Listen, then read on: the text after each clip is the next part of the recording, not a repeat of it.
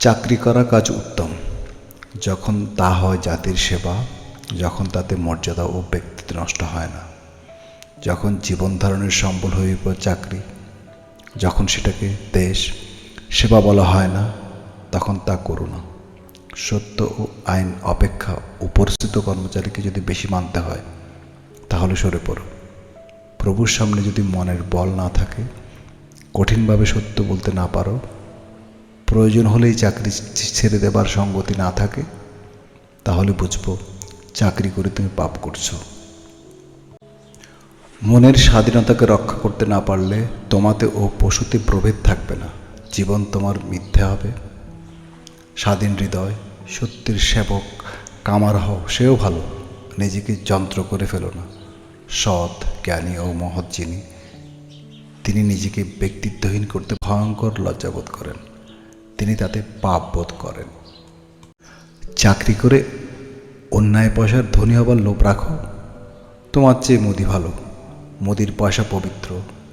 অনেক যুবক থাকতে পারে যারা মনে করে কোনো রকম একটা চাকরি সংগ্রহ করে সমাজের ভেতর আসন প্রতিষ্ঠা করতে পারলেই হলো।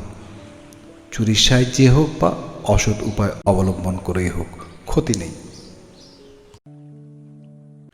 চরিত্র তোমার নিষ্কলঙ্ক। সামান্য কাজ করে পয়সা উপায় করো, তাতে জাত যাবে না। চুরি অন্যায়ের সাহায্যে যে বাঁচতে চেষ্টা করে, তারই জাত যায়। অসৎ উপায়ে আয় করো না, মিথ্যার আশ্রয় নিও না। লোককে কায়দায় ফেলে অর্থ সংগ্রহ করতে তুমি ঘৃণাবোধ করো। ইউরোপের জ্ঞানগুরু প্লেটো মিশর ভ্রমণকালে মাথায় করে তেল বেচে রাস্তার খরচ জোগাড় করতেন। যে করে আলসে, ঘুষখোর ও চোর, সেই হীন। ব্যবসা বা ছোট স্বাধীন কাজে মানুষ হীন হয় না, হীন হয় মিথ্যা চতুরতা ও প্রবঞ্চনায়।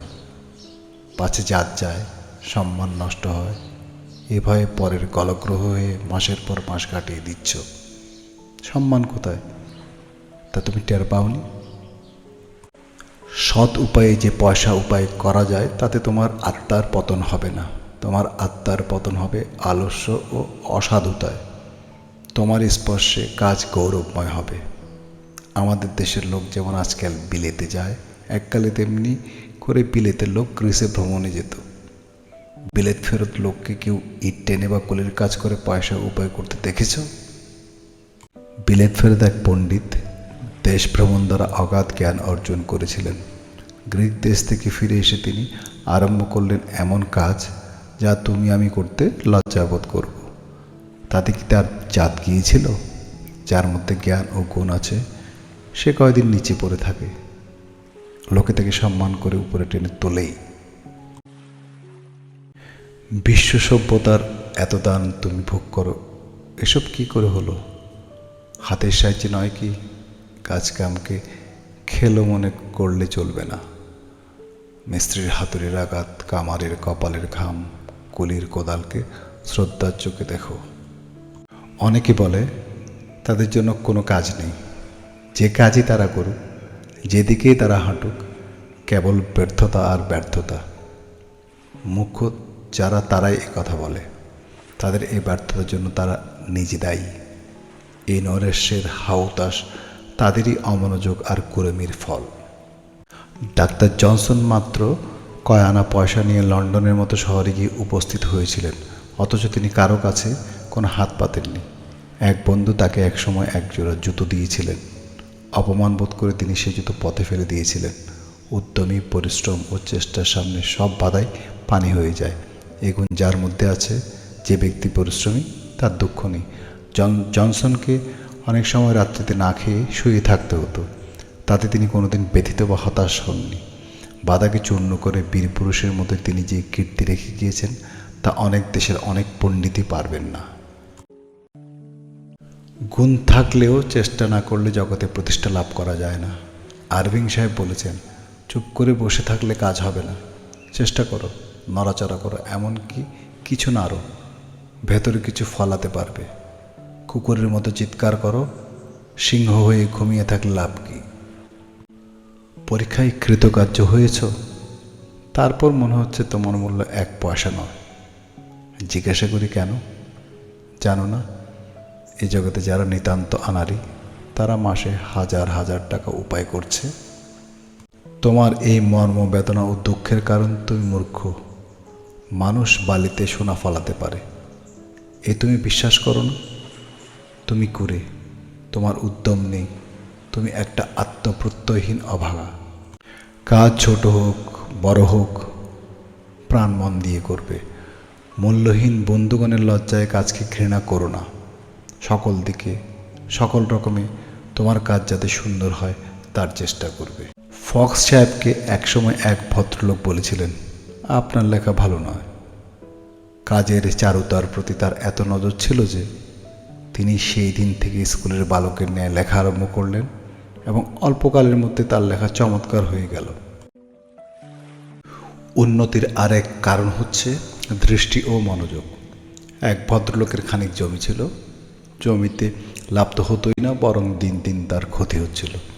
নিরুপায় হয়ে নামমাত্র টাকা দিয়ে তিনি এক ব্যক্তিকে জমিগুলো ইজারা দিলেন। কয়েক বছর শেষে ইজারাদার একদিন ভূস্বামীকে বললেন, যদি জমিগুলো বিক্রি করেন তাহলে আমাকেই দেবেন। আপনার কৃপায় এই কয়েক বছর আমি অনেক টাকা জমা করতে সক্ষম হয়েছি। ভূস্বামী অবাক হয়ে জিজ্ঞেস করলেন, এই কয়েক বছরের ভেতর যে জমিতে আমি 1 টাকা উপায় করতে পারিনি, সেই জমি মাত্র কয়েক বছর চাষ করেই খরিদ করতে সাহস করছো? সে বলল, আপনার মতো অমনোযোগী ও বাবু আমি নই। পরিশ্রম ছাড়া আমি আর কিছুই জানি না। বেলা 10টা পর্যন্ত ঘুমানো আমার অভ্যেস নয়। এক যুবক স্কট সাহেবের কাছে উপদেশ চেয়েছিল। যুবককে তিনি এই উপদেশ দেন, কুড়েমি করো না, যা করবার তা এখনই আরম্ভ করো। বিশ্রাম যদি করতেই হয় কাজ সেরে করবে। সময়ের যারা সদ্ব্যবহার করে তারা জিতবেই। সময়ই টাকা, সময় টাকার চেয়ে বেশি। জীবনকে উন্নত করো কাজ করে, জ্ঞান অর্জন করো, চরিত্রকে ঠিক করে বসে থাকো। কৃপণের মতো সময়ের কাছ থেকে তোমার পাওনা বুঝে নাও। 1 ঘন্টা করে প্রতিদিন নষ্ট করো। বৎসর শেষে গুনে দেখো অবহেলায় কত সময় নষ্ট হয়েছে। 1 ঘন্টা করে প্রতিদিন একটু করে কাজ করো, দেখবে বৎসর শেষে এমনকি মাসে কত কাজ তোমার হয়েছে। তোমার কাজ দেখে তুমি নিজেই বিস্মিত হবে। প্রতিদিন তোমার চিন্তা 1খানা কাগজে বেশি নয় 10 লাইন করে ধরে রাখো, দেখবে বছর শেষে তুমি 1খানা সুচিন্তিত চমৎকার বই লিখে ফেলেছ। জীবনকে ব্যবহার করো, দেখবে মৃত্যু জীবনের হাজার কীর্তির নিশানা উড়িয়ে দিয়েছে। জীবন আলস্যে বিনা কাজে কাটিয়ে দাও। মৃত্যুকালে মনে হবে জীবনে তোমার একটা মিথ্যা লীলার অভিনয় ছাড়া আর কিছুই হয়নি, একটা সীমাহীন দুঃখ ও হাউতাসের সমষ্টি। জীবন শেষে যদি বলো, জীবনে কি করলাম, কিছু হলো না, তাতে কী লাভ হবে? কাজের প্রারম্ভে ভেবে নিও তুমি কোন কাজের উপযোগী, জগতে কোন কাজ করার জন্য তুমি তৈরি হয়েছ, কোন কাজে তোমার আত্মা তৃপ্তি লাভ করে। সাধুতা ও সত্যের ভিতর দিয়ে যেমন উন্নতি লাভ করা যায়, এমন আর কিছুতেই নয়। সত্য এবং সাধুতাকে লক্ষ্য রেখে ব্যবসা করো, তোমার উন্নতি অবশ্যম্ভাবী। জুয়া চুরি করে দুদিনের জন্য তুমি লাভবান হতে পারো, সে লাভ দুদিনের। জগতে যে সমস্ত মানুষ ব্যবসাতে উন্নতি করেছেন তাদের কাজে কামে কখনো মিথ্যা জুয়া চুরি ছিল না। ব্যবসা ভালো কাজের ভেতর অমর্যাদার কিছুই নেই। অগৌরব হয় হীন পরাধীনতায়, মিথ্যা ও অসাধুতায়। এক ব্যক্তি মোদির জীবনের লজ্জা সহ্য করতে না পেরে আত্মহত্যা করেছিল।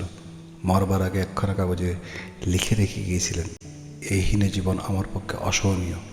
তার মৃত্যুতে আমাদের মনে কোনো দয়ার উদ্রেক হয় না। লোকটি এত হীন ছিল যে তার মুদি হয়ে বাঁচবারও অধিকার ছিল না। কাজকাম বা ব্যবসাতে অগৌরব নেই। ঢাকার সুপ্রসিদ্ধ নবাব বংশের নাম পূর্ববঙ্গে প্রসিদ্ধ। এই বংশের প্রতিষ্ঠাতা আমানুল্লাহ ছিলেন একজন ব্যবসায়ী। জাতির কল্যাণ হয় ব্যবসার ভিতর দিয়ে। ব্যবসাকে যে শ্রদ্ধার চোখে দেখে না সে মূর্খ। ইংরেজ জাতির এই গৌরব করিবার এক কারণ ব্যবসা। ব্যবসা না করলে তারা এত বড় হতে পারত না। যে জিনিস নিজে কিনলে ঠকেছে বলে মনে হয় সে জিনিস ক্রেতাকে কখনো দিও না, কখনো অনভিজ্ঞ ক্রেতাকে ঠকিও না। হয়তো মনে হবে তোমার লোকসান হলো, কিন্তু না, অপেক্ষা করো। তোমার সাধুতা ও সুনাম ছড়াতে দাও। লোকসানের 10 গুণ এসে তোমার পকেটে ভর্তি হবে। ব্যবসার ভিতর সাধুতা রক্ষা করে কাজ করার অনেকখানি মনুষ্যত্বের দরকার। যে ব্যবসায়ী লোভ সম্বরণ করে নিজের সুনামকে বাঁচিয়ে রাখে, সে কম মহত্বের পরিচয় দেয় না। মিষ্ট ও সহিষ্ণু ব্যবহার, ভদ্রতা এবং অল্প লাভের ইচ্ছা তোমার ব্যবসায়ী জীবনকে সফল করবে। অনবরত চাকরির লোভে যুবকেরা সোনার শক্তি ভরা জীবনকে বিলম্বিত করে দিচ্ছে। মিস্ত্রি, কামার, শিল্পী, দর্জি এরা কি সত্যিই নিম্নস্তরের লোক? অশিক্ষিত বলেই কি সভ্য সমাজে এদের স্থান নেই? যা তুমি সামান্য বলে অবহেলা করছো, তা কতখানি জ্ঞান, চিন্তা ও সাধনার ফল, তা কি ভেবে দেখেছ? শিক্ষিত ব্যক্তি যে কোনো কাজই করুক না, তার সম্মান, অর্থ দুই লাভ হবে। আত্মার অফুরন্ত শক্তিকে মানুষের কৃপা প্রার্থী হয়ে ব্যর্থ করে দিও না।